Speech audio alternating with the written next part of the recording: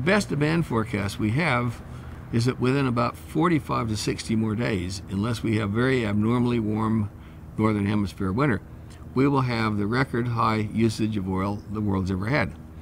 If we hit 88 and all we can do is produce 73 of crude and 12 of liquids is the best we can do, how do we get from 85 to 88? We drain stocks. We have an enormous pool of oil inventories in our system. In the United States, we have over 300 million barrels of crude. We have about 200 million barrels of motor gasoline. But all of those stocks, the vast majority are line pack.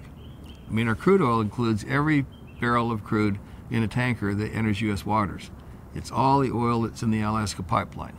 It's all the oil basically that surrounds these refineries. It's working process inventory. The usable finished product we have is now down to the lowest days we've ever done because demand's so high. At some point, if we're relying on stock draws as the way we fill a gap, then the most logical next step is we run into a regional shortage somewhere.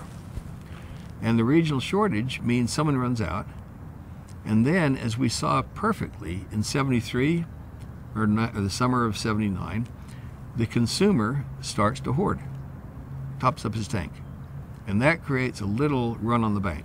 And we, in the United States, for instance, within a week or 10 days, could literally drain the system dry of motor gasoline. And we never have it filled back up. So we would overnight end the great driving experience in the United States, and we'd be in social chaos. People all around the country, keep fire insurance on their homes. It's just a prudent thing to do. And yet, I think statistically, even in California, where we've had these horrendous fires, it's amazing what a small percentage of homes actually burn down. But that doesn't prevent people saying, I want fire insurance just to be able to sleep well at night. If we have an odds of what I'm talking about up in the 50, 60, 70%, why aren't people worried about it?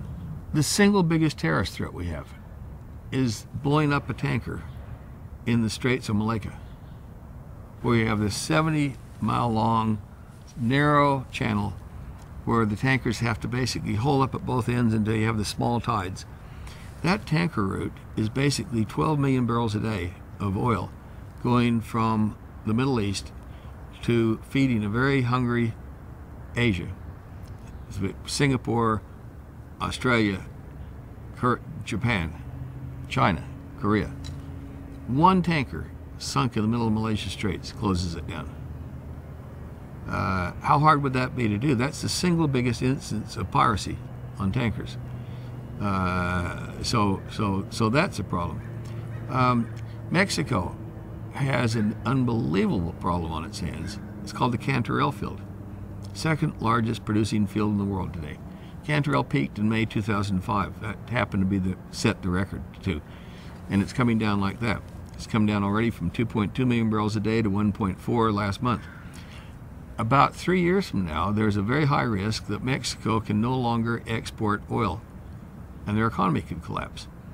If their economy collapsed, we could see 30 to 50 million Mexicans crossing our border. Would we call out the National Guard or declare war on Mexico? I mean, these are Stephen King sort of things, but they're driven by events that are going to happen. Hugo Chavez, really, but unless he's joking, he cannot stand the United States. China is desperate for oil from any source they can get because they understand peak oil. Chavez, I could see very easily signing a contract and saying, we've just taken all the oil we used to send to the United States of America because we don't like the United States of America.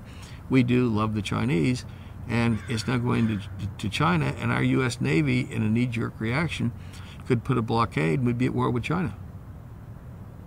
So oil is the glue of our society, and natural gas is the glue of our heat, and it's in probably worse shape than oil. And so as we start into scarcity, human behavior, which we have a rich history of, is, the bully tries to grab theirs first, and that's what leads to fistfights. Texas is desperately short on feedstock for electricity, And I could see some Texans starting to say, you know what? We've never been thanked by California or New England for sending them all our natural gas. Keep it at home. And then California retaliated on Texas because we caused blackouts in California. 2 or 3 years ago, we had a bona fide worry that didn't materialize because we had a mild winter of the very low heating oil stocks in New England. And so Chavez basically holds a press conference and has Joe Kennedy at his side and says, because I really admire New England, we're going to basically give a 40% discount of our heating oil to all the people that are poor. And he got the best press in the United States you'd ever imagine. Now, they never figured out how they do that. They never announced how who crossed the finish line of being poor versus non-poor.